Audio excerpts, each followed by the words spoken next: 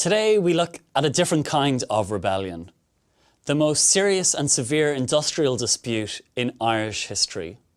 It was a different kind of rebellion because it was a fight between worker and capitalist. The historian of the period, Patrick Geoghegan, has called it the nearest Ireland ever came to having a socialist revolution.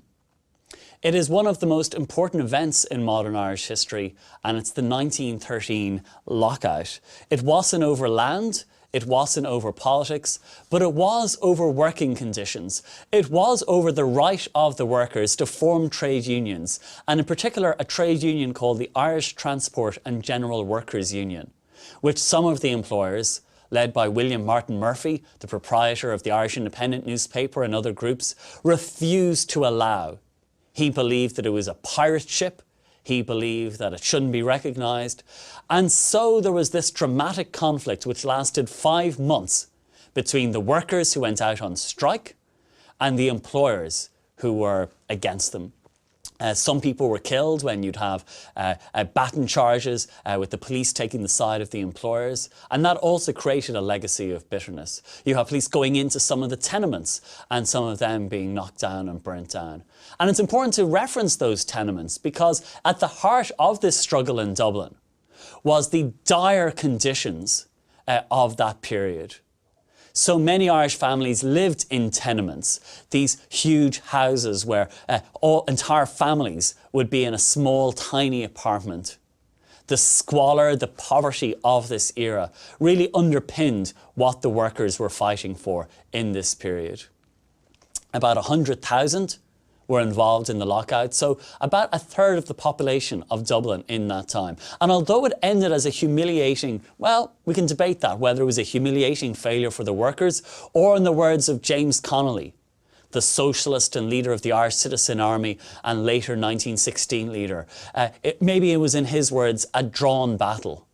But for 5 months, it was one of the most dramatic crusades in Irish history as people struggled to see what would happen between the rebels, in this case the workers, and the employers.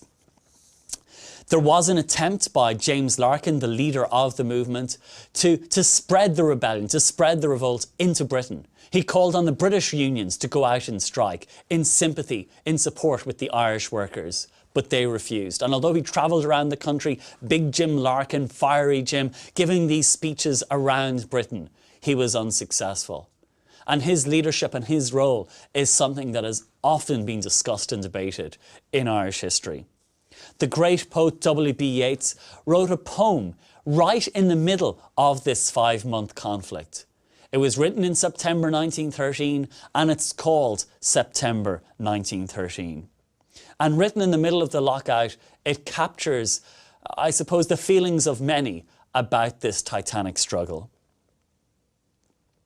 What need you, being come to sense, but fumble in a greasy till and add the halfpence to the pence, and prayer to shivering prayer until you have dried the marrow from the bone. For men were born to pray and save, romantic Ireland's dead and gone, it's with O'Leary in the grave. Was it for this the wild geese spread, the grey wing upon every tide? For this that all that blood was shed? For this Edward Fitzgerald died? And Robert Emmet?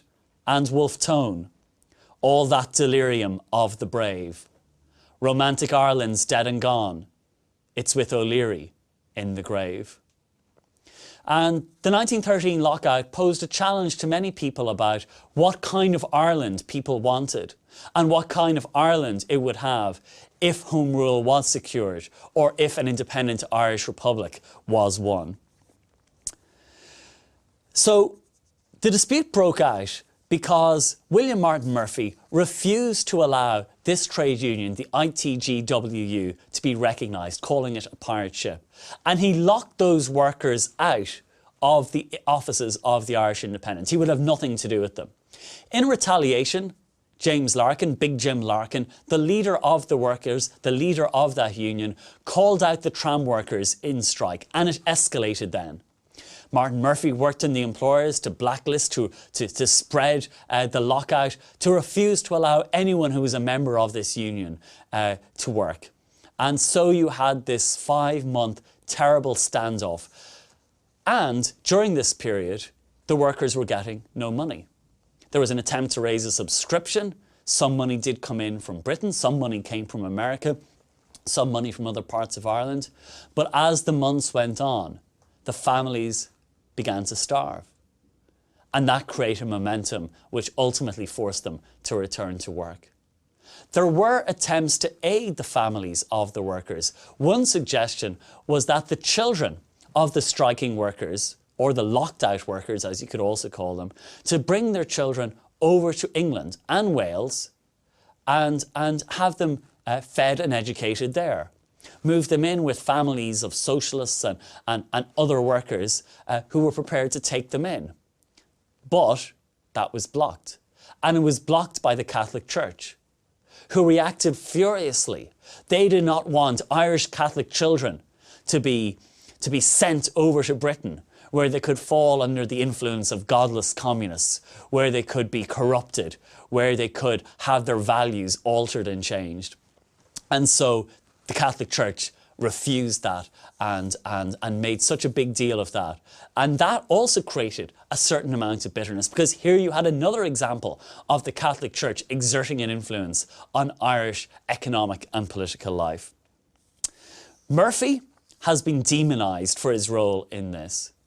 He was someone who was a nationalist, supported Home Rule, believed that Dublin needed more capitalists, and believed that Larkin and these trade unionists would actually only lead to the degeneration of Dublin and its economy. So the strike lasted for 5 months. It was a vicious time, it was a bitter time, but in the end, the workers were forced to return to work. And Larkin has, for some, become then a great Irish hero. Larkin has been someone who people have seen as the champion of the rights of the oppressed. But Larkin is an ambiguous hero. There are other perspectives to him, because there was an arrogance there, there was an ego there. And certainly he wasn't blameless in this struggle either. And it's been interesting to see how the memory of the 1913 lockout has been remembered. Today, no one is really on the side of the employers. They are seen as cold, unfeeling, callous. And certainly that was the image of William Martin Murphy that was portrayed by W.B. Yeats and other writers in this period. That he was the cruel tyrant who didn't care about the starving men, their wives and their children. That they were just concerned with exerting their power. And maybe there was an element of truth to that. That William Martin Murphy was determined to make sure that whatever Ireland emerged out of these revolutionary struggles, it would be an Ireland that was good for businessmen, an Ireland that was good for capitalists. But you could ask, what was the point of it? After 5 months of this struggle, the workers were starving, their families were starving, no money was coming in, and so they were forced to go back to work. And for some that was a humiliating climb down, a humiliating defeat. But in some ways, it also led in to 1916, because some of the men who fought in 1916 were influenced by what had happened in 1913. On one occasion, when someone shot an unarmed policeman in 1916 and was criticised for it, he responded, well, he was unarmed. Well, we were unarmed in 1913 and they still shot at us. We were unarmed in 1913 and they beat us with their batons. They treated us like we were animals and savages. So the legacy, the bitterness of that certainly did continue. And the Irish Citizen Army then, led by Connolly, was to play a pivotal part in the 1916 Rising. Ireland did not go socialist. And as the 20th century developed, Ireland curiously did not divide along right-left divide. And the reasons for that are interesting. Because in the 1918 election, that pivotal election after the end of the First World War, where Sinn Féin was to take on the might of the Irish Parliamentary Party, Labour, the Labour Party, which Connolly had been a crucial figure in founding, they decided to abstain from that election. They would not get involved in it because they wanted to see the national issues decided first. And that was a weakness, because by doing so it meant they had withdrawn themselves from politics in that period. And after the bitter civil war then, much of Irish politics was divided along treaty lines. What side were you on the treaty? Were you for it or against it? And the kind of Ireland that you wanted. Another factor was that people like Michael Collins, even though they died early in the Civil War, they had been very anti-socialist. So it's still not clear what is the legacy of the 1913 lockout. But I think the key thing for people today in Ireland in the 21st century, as they look back on it, is they don't really get involved. We don't really get involved in the rights or wrongs of capitalist versus worker. Instead, what resonates is the poverty of the people. The fact that even before the lockout, people were living in slums.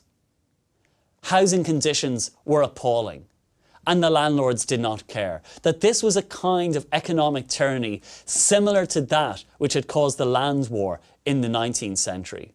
The Land Acts had resolved that, but there was no one standing up for the workers in Dublin. And if you read the stories of the horrors of the tenements, of the families overcrowded living together, of children growing up in filth and squalor, you realise that something had to change, that something different had to be done. So in a way, the 1913 lockout is not so much remembered as this titanic struggle between employer and worker.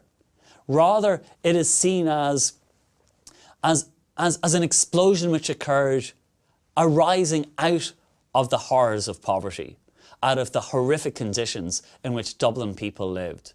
And it posed a question to the revolutionary leaders about what kind of Ireland would be secured, about the values that would underpin that country, about the way men, women and children would be treated.